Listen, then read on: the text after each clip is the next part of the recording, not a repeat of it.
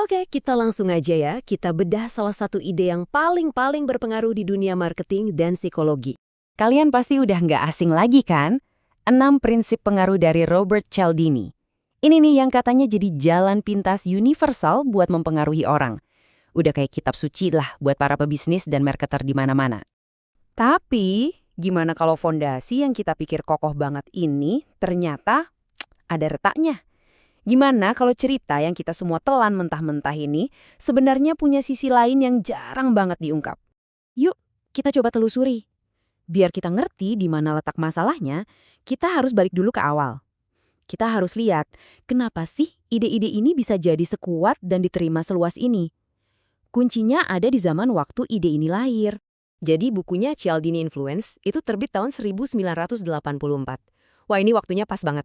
Coba bayangin, ini era di mana iklan TV lagi canggih-canggihnya, bisnis lagi butuh-butuhnya cara buat menang persaingan, dan masyarakat lagi cemas-cemasnya soal gimana mereka bisa dimanipulasi.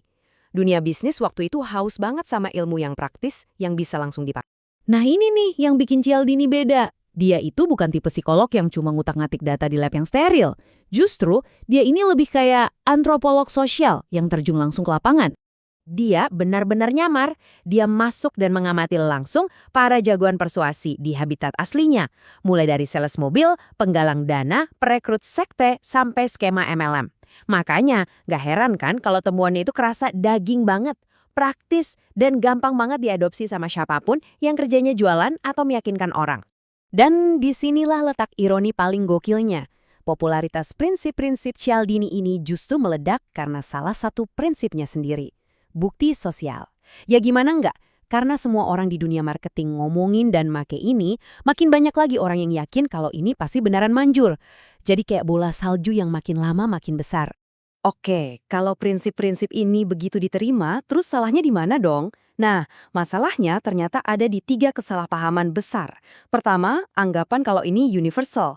Kedua, hubungan sebab akibatnya sering kebolak-balik. Dan ketiga, ini dianggap buku manual, padahal harusnya cuma catatan pengamatan. Masalah pertama, kita nganggap ini hukum universal. Mitosnya kan, ini kayak tombol psikologis, tinggal pencet di siapa aja, kapan aja, hasilnya bakal sama. Kenyataannya, wah jauh dari itu. Penelitian-penelitian setelah Cialdini nunjukin kalau efeknya itu beda-beda banget. Contohnya, prinsip bukti sosial itu jauh lebih nendang di budaya yang kolektif dibanding budaya yang individualis. Jadi ini bukan hukum fisika, ini lebih ke kecenderungan yang super sensitif sama konteks. Masalah kedua, kita sering banget kebalik antara sebab dan akibat. Kita mikir, oh produk edisi terbatas itu laku keras gara-gara prinsip kelangkaan. Tapi apa benar gitu? Atau jangan-jangan para marketer itu sengaja bikin produknya kelihatan langka justru karena mereka udah tahu produk itu bakal laku. Nah loh, penyebab sama akibatnya bisa jadi kebalik kan? Nah, ini dia distorsi yang paling parah. Awalnya, Cialdini itu cuma mendeskripsikan sebuah teori tentang kecenderungan perilaku manusia. Ini tuh hasil observasi. Tapi, di tangan para motivator dan penulis buku bisnis, teori deskriptif ini disulap jadi manual instruksi yang manipulatif. Dari yang tadinya, begini loh kecenderungan perilaku orang, jadi begini loh cara bikin orang ikutin maumu. Perubahan dari sebuah teori jadi buku resep ini dampaknya gede banget. Ini menciptakan warisan yang punya dua sisi. Ada yang positif, tapi ada juga yang negatif banget. Pertanyaannya jadi simpel, pengetahuan ini sebenarnya jadi perisai buat kita bertahan atau malah jadi pedang buat menyerang? Niat awal Cialdini itu sebenarnya baik loh. Dia mau ngasih kita perisai. Dengan ngerti taktik-taktik ini, harapannya kita jadi lebih kebal sama penipuan. Itu sisi baiknya. Tapi kenyataannya, karyanya lebih sering banget dijadiin pedang. Ini yang bikin adanya pemujaan berlebihan sama teknik-teknik psikologis, mengubah hubungan antar manusia jadi sekedar untung rugi, dan akhirnya menumbuhkan pandangan sinis kalau orang lain itu cuma alat yang bisa dimanipulasi. Pandangan dunia yang sinis itu tergambar dengan sempurna di kutipan ini, bahwa manusia itu nggak perlu dipahami, mereka cuma dianggap sebagai perangkat yang bergerak berdasarkan refleks. Ini warisan yang kelam banget dari penyalahgunaan prinsip-prinsip ini. Ngeri kan? Oke. Jadi setelah kita bongkar semua ini, terus gimana dong? Para ahli sekarang mandang prinsip-prinsip ini kayak gimana? Dan pelajaran apa yang sebenarnya bisa kita petik? Sekarang ini, para ahli sepakat kalau keenam prinsip Cialdini ini paling pas dilihat sebagai heuristik. Apa itu heuristik? Gampangnya itu jalan pintas mental.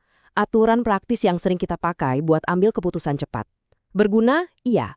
Tapi sama sekali bukan hukum alam yang pasti benar setiap saat. Jadi penting banget nih buat dicatat. Prinsip-prinsip ini tuh bukan bohong. Sama sekali bukan.